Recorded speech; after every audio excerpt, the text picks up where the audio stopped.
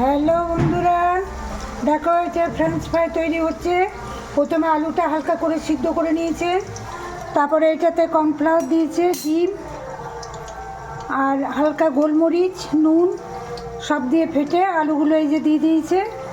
দিয়ে পরে এই যে একে একে এই যে ফেলছে তেলে ভেজে, তারপরে টমেটো সস দিয়ে আর ঝাল ঝাল কি একটা সস আছে, ওটা কী সসটার নাম রে মা? হ্যাঁ, পিড়ি পিড়ি পিড়ি পিড়ি সস। সস না, কি কি মশলা। মশলা, পিড়ি পিড়ি মশলা দিয়ে